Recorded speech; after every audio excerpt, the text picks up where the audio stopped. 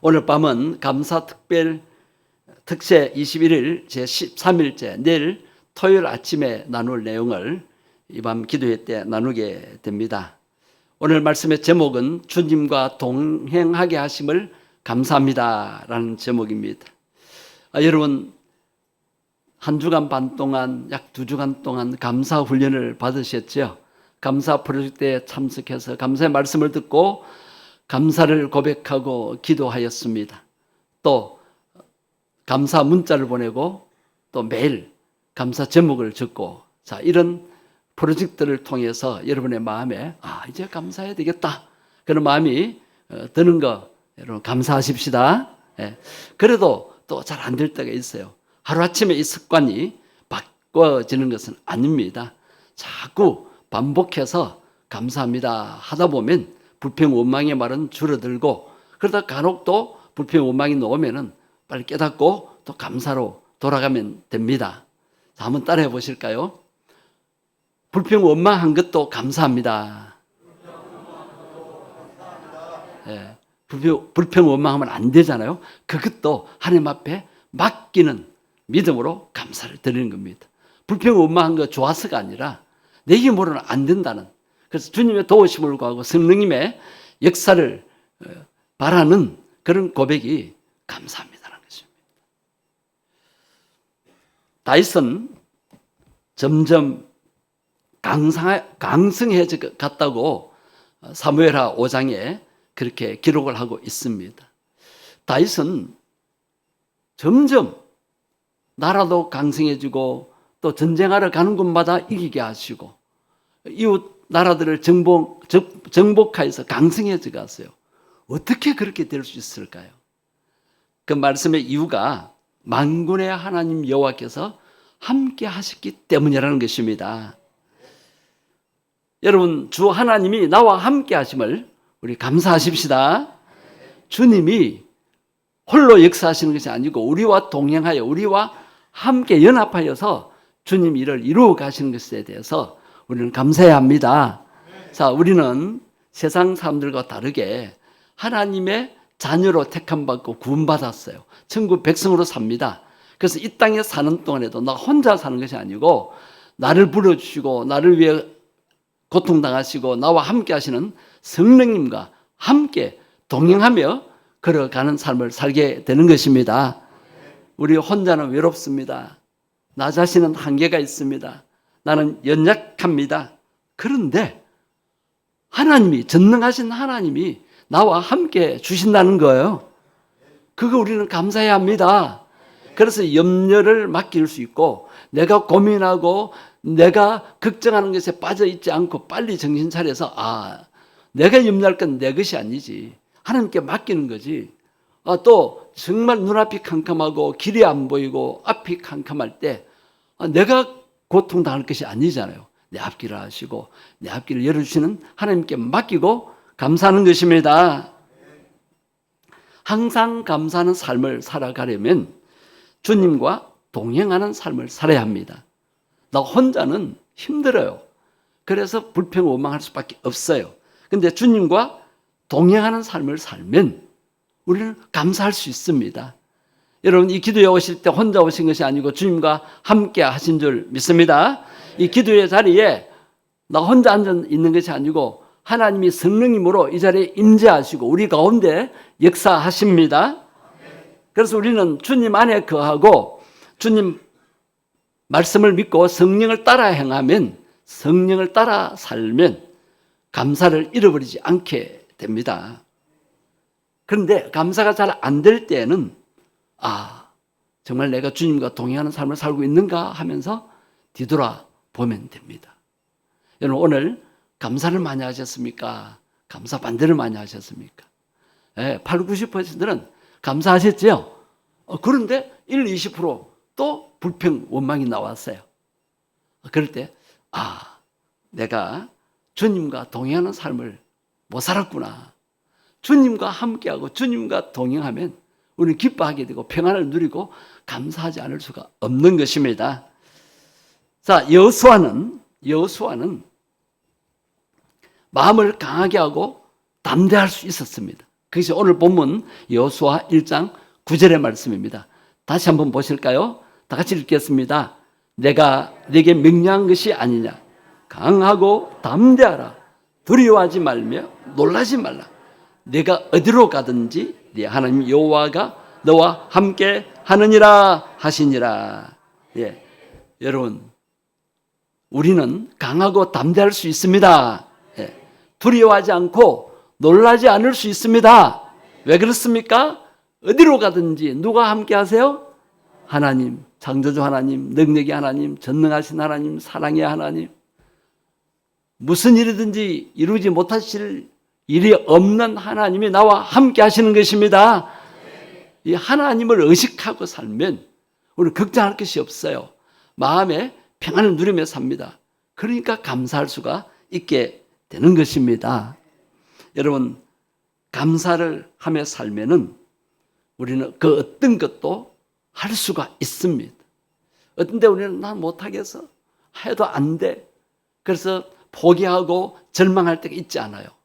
자, 요한복음 15장 5절 말씀을 보십시오. 포도나무 비유에 나오는 말씀인데 예수님이 포도나무고 우리는 그 포도나무에 연합해 있는 가지라고 하였습니다. 그렇죠?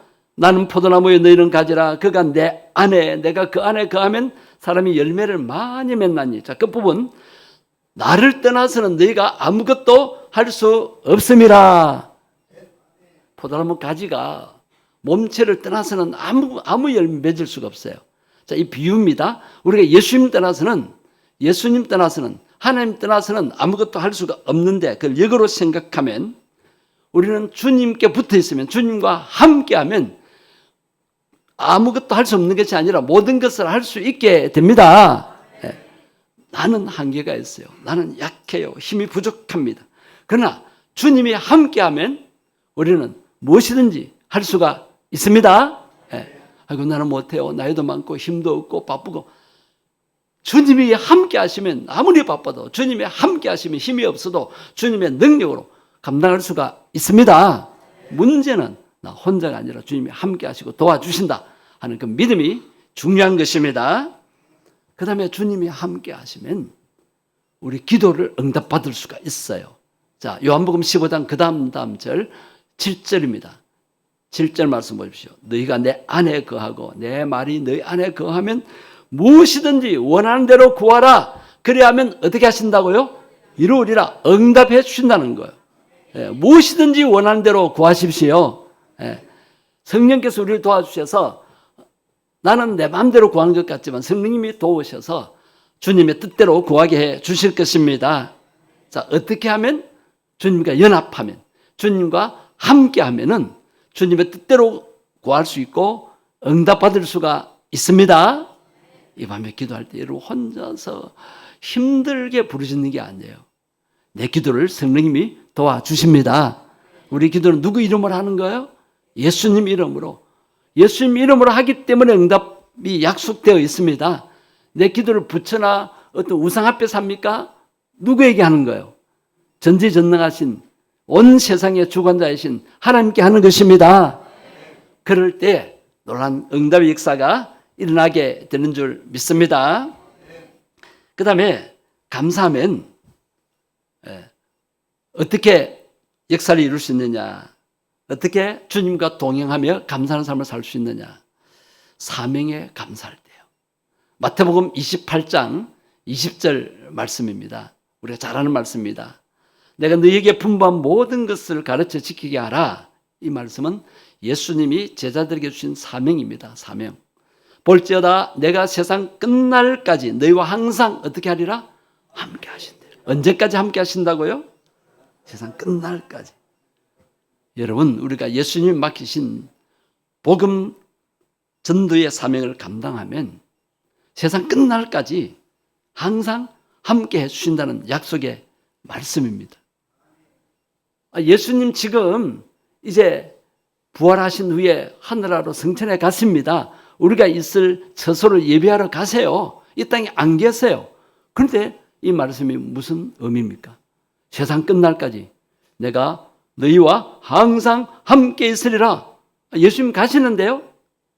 예수님 가심으로 누가 오시는 거예요? 보혜사 성령님. 보이지 않으신 예수님. 그분이 하나님이십니다. 삼일째 하나님이 우리와 항상 함께 해주신다는 약속입니다. 보혜사 성령님은 우리 속에 거하신다 하셨고 우리 가운데 임재하신다고 하셨습니다. 여러분 교회 봉사하시기가 힘들죠. 직장이나 또 밖에서 일할 때 그 싹스를 받고 하잖아요. 월급이나 그 수고비를 받고 하잖아요. 그래도 힘들잖아요. 근데 교회 일은 수고비 받는 게 아니에요. 그래서 교회 일 열심히 하다가 누가 인정을 안 해주고 또 안 도와주면은 막 기쁨을 잃어버립니다. 여러분, 교회 일은 사람의 일이 아니고 주님의 일입니다. 교회 봉사하면은 하나님이 놀라운 축복을 약속하시지 않습니까? 그 수고를 기억하신다 하셨습니다. 하늘의 상급과 면류관으로 갚아준다 하셨습니다. 그런데 왜 우리가 기쁨을 잃어버릴까요? 기쁨을 하면 얼마나 좋아요. 저는 이 목회하는 것이 힘들어도 기쁨으로 합니다. 그래서 항상 기뻐하려고 하고 웃으려고 합니다. 때로는 속이 상하고 때로는 힘들고 정말 힘들어요. 지금 우리 교회 아프다고 이제 보고한 사람이 10명이 넘어요. 물론 이제 그 중에 나중에 기도하시겠지만 많은 분들이 이제 회복되고 낫는 분들이 많습니다. 자, 그뿐만 아닙니다. 신경 쓰고 그다음에 살펴야 되고 찾아가서 건면하고 위로하고 따뜻거려 줘야 되고 얼마나 많은지 모릅니다. 근데 그걸 내 일이라 생각하면 정말 신경도 쓰기 싫고 정말 하기 싫어요. 그러나 사람을 살리는 일이고 사람을 세우는 일이고 믿음의 사람으로 세우는 일이고 하나님이 일을 맡기시기 때문에 기쁨으로 하려고 합니다. 자, 왜 기쁨으로 하지 않게 될까요? 감사가 없기 때문입니다. 아, 나를 이 사명으로 부르셨구나. 나를 이 직분을 맡겨주셨구나. 나에게 이런 봉사 일을 하게 하셨구나. 그 감사한 거예요. 주님이 써주시는 거예요. 아멘? 그래서 우리 기쁨을 해야 되는데 기쁨이 없을 때 내가 감사하면서 하지 않기 때문이구나. 여러분 감사하면서 하시면은 아무리 힘든 일도 기쁨으로 할 수 있는 줄 믿습니다. 우리는 연약합니다. 몸도 약하고 정신도 약합니다. 그러나 주님이 함께 하시면 우리는 강한 자가 될 수가 있습니다. 여기 얇은 종이가 있습니다. 이 종이 자체는 얇아서 잘 찢어지고 구겨지고 물이 젖으면 이게 녹아 내립니다. 그러나 이 연약한 종이가 단단한 판자에 붙어 있으면 판자와 같이 강해집니다. 찢어지지 않습니다. 구겨지지 않습니다. 여러분, 나 혼자라 생각하면 외로울 뿐만 아니고 마음도 약하고 육체적으로 연약한 것 때문에 우리는 염려해야 되고 낙심해야 되고 포기하고 주저앉게 됩니다. 그러나 우리가 이 연약한 육신을 가지고 이 험한 세상 사는 동안에 누가 함께 하세요? 보혜사 성령님이 함께 하십니다. 삼일째 하나님이 함께 하십니다. 도와주시고 인도해 주시고 우리가 당면한 문제 해결하도록 힘을 주시고 지혜를 주십니다. 그래서 우리는 혼자가 아님을 감사해야 되고 나 같은 존재에게 보혜사 성령님이 함께 해주시는 거 이거 감사해야 됩니다. 여러분 오늘 또 주님이 여러분과 함께 해주셨습니다. 이것이 은혜였습니다. 앞으로 남은 생에도 주님과 함께 살 것을 믿고 감사하며 나아가십시다. 제가 부무사 때 너무 무리를 해가지고 눈이 탈이 났어요. 앞이 안 보이는 거예요. 그래서 보건병원에 입원해 있는데 수술을 해야 된대요. 수술이 잘못되면 실명할 수 있다는 거예요. 그래서 제 눈을 가려놓고 이제 누워만 있는데 저희 어머니와 저희 집사람이 옆에서 수발 들면서 막 우시는 거예요. 왜 우시느냐? 젊은 목사가 눈이 앞을 못 보면 어떻게 목회를 할 수 있고 담임 목사도 못했는데 부목사만 엄청 큰 교회 세 군데를 했으니까 부목사만 해도 막 근 10년 가까이 했는데 이제 담임도 못 되고 앞을 못 보면 어떻게 할까 아마 걱정해서 우시는 거예요. 그런데 저는 어쨌든 침대에 누워서 잠을 시원히 잘 수 있으니 감사하고 제 마음에 어떤 마음이 있었냐면 하나님 저를 위해 얼마나 많은 투자를 하셨습니까? 제가 전도사 때부터 가는 교회 성도들의 사랑을 받았고 성도들의 기도를 받았고 성도들이 도섭이다 또 차비다 또 학비다 얼마나 많이 도와줬습니까? 그죠? 그 모든 것이 하나님의 은혜입니다. 그죠? 나 한 사람 아무것도 아닌 나를 가난한 집안에서 뽑으셔서 훈련시키셔서 전도사, 목사로 이렇게 쓰시는데 내가 만약 앞을 못 보면 주님 손해지 않습니까? 주님이 고쳐줄 줄 믿습니다. 예. 그래서 감사했어요. 감사.